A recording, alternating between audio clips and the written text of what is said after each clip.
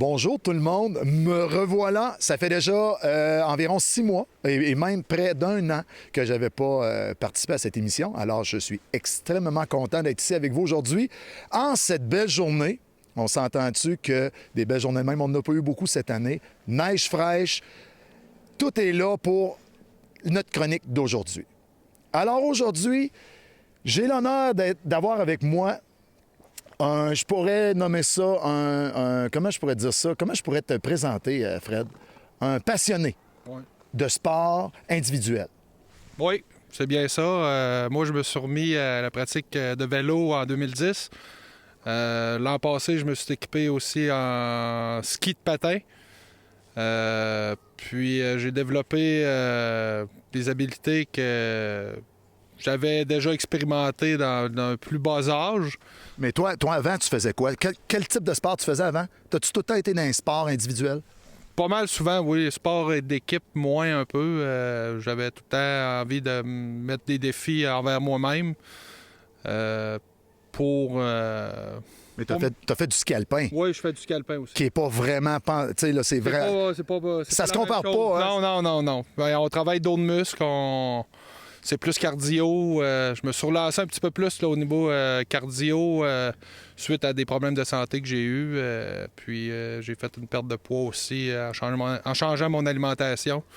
J'ai tout mis les chances de mon côté. Puis je pense qu'aujourd'hui, j'ai quand même un bien-être là, intérieur puis physique aussi. Mais ça paraît, Fred. Puis quand je vous disais que j'avais le gars idéal pour ma chronique d'aujourd'hui, ça ment pas. Fred, je le connais, ça fait quand même un bon bout, à la boutique. C'est le gars qui il se contente pas de rien, dans le sens que quand tu achètes un article de sport, tu veux de quoi de performant parce que tu sais que tu vas l'utiliser au maximum. Oui, c'est ça. Moi, j'ai pas peur des fois de mettre un certain montant pour un accessoire ou un équipement. Parce que je sais que je vais l'utiliser. Je sais que je ne mettrai pas, exemple, 200$ un article qui va dormir dans mon garage. C'est ça, j'allais dire, il ne dormira pas dans le garde-robe. Ça n'a pas d'utilité, là. Fait que je pense que oui, j'ai investi, mais j'ai investi pour ma santé, j'ai investi pour moi-même, puis versus, j'étais un fumeur de 1,5 paquet par jour, v'là 2 ans. Puis je vous dis que 4000$ en cigarette, ça m'amène à rien, ça. Sauf que ça t'a amené une belle paire de skis avec des bottes et tout ça quand t'as arrêté. C'est ça. Hein, sérieux, là, c'est... J'ai investi ailleurs, puis ça me rapporte. Là. OK. Donc, ce qu'on pourrait faire, le sentier ici, tu le connais? Oui. OK. J'ai une chose juste en passant. Cet été, il s'en vient de quoi d'important pour toi? Oui. Ben, pour moi et pour mon équipe, on est 5 participants de Lac-Mégantic qui vont participer au cyclo-défi Enbridge contre le cancer. C'est ça, on va rouler Montréal-Québec à vélo. Puis, vous avez ramassé des fonds pour ça, hein? Oui, l'organisme nous demandait 2500 minimum par participant pour rouler. Puis, je vous mens pas que ça va très bien notre levée de fonds. On a même dépassé l'objectif par participant. Donc, un autre défi pour toi, Fred, oui. Qui n'a pas peur des défis. Oui. On est bien équipé ici à Lac-Mégantic au niveau de sentiers de ski de fond, raquettes également. On a de quoi d'important aussi à Lac-Mégantic, c'est du biathlon. Oui. Tu peux-tu nous en parler un peu? Oui, c'est ça. Le biathlon, ça fait quelques années qu'il y a un volet pour enfants. Puis cette année, on a intégré un volet adulte. On n'était pas beaucoup de participants, on était 4 inscrits. Puis on va répéter la même chose l'an prochain. Mais on va mettre plus l'emphase que si les gens veulent plus pratiquer la technique que la technique et le tir, on va prendre tous les gens qui sont prêts à venir pratiquer ce sport-là. Mais on s'entend qu'on n'a pas eu la température avec nous. On n'a pas eu de neige. C'est dur de pratiquer un sport que tu as besoin de neige pour, tu sais, mais comparativement au pas classique, au ski de fond, on a moins besoin de neige pour le pas patin que le pas classique. Tu vas nous expliquer d'ailleurs les techniques du pas patin au ski de fond qui, entre moi et toi, là, c'est pas facile, là. Non. C'est très technique. C'est très technique, là. Et c'est beaucoup plus cardio que le classique. Pas beaucoup, mais ça l'est plus. Oui. D'où l'habillement que tu as aujourd'hui. T'es habillé comment aujourd'hui, Fred?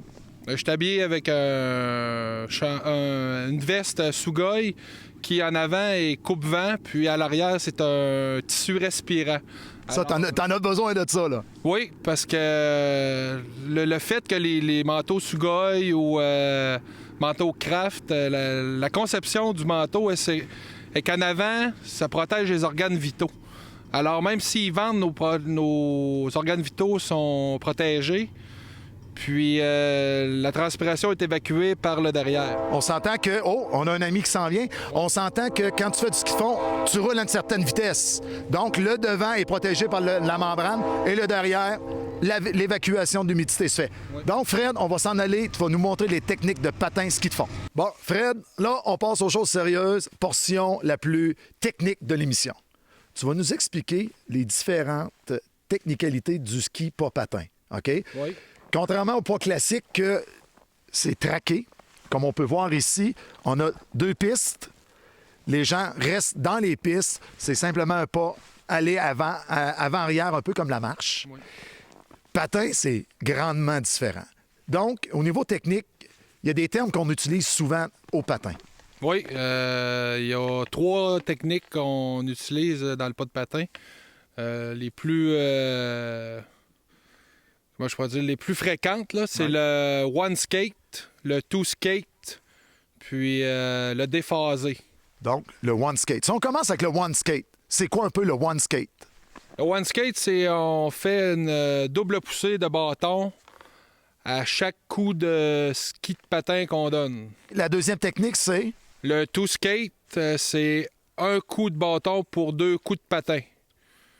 Alors, c'est ça. Puis le déphasé, c'est qu'on pique les bâtons en fonction d'être un peu parallèles. Ça, on s'en sert seulement quand on fait des montées. Quand on est sur le plat ou le faux plat, nous utilisons le one skate puis le two skate.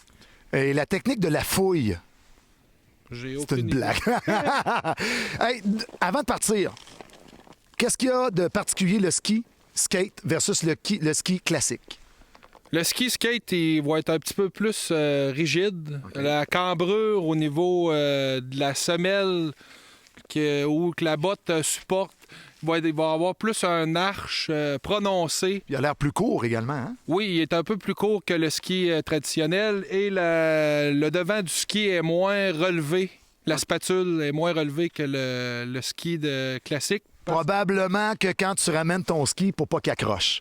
C'est justement pour ça que la courbe est moins prononcée. Je suis vraiment hot. Et pôle, beaucoup plus long. Les pôles, oui. Plus long, on parle d'à peu près 5 cm. Ça peut aller à 10 cm. De plus long qu'un pas classique. Qu'un pas classique, qui va nous permettre d'aller chercher plus une amplitude élevée lors de notre poussée de bâton. Bon, bien parfait. Fred, merci beaucoup pour les côtés techniques, côté fabrication des skis et tout ça. Tu m'as parlé du one skate comme technique et du two skate. Oui. Quand toi, tu pars, qu'est-ce qui fait que tu décides que c'est cette technique-là versus l'autre? OK. Quand on part sur un plat ou faux plat, la technique de départ, c'est double poussée, c'est one skate.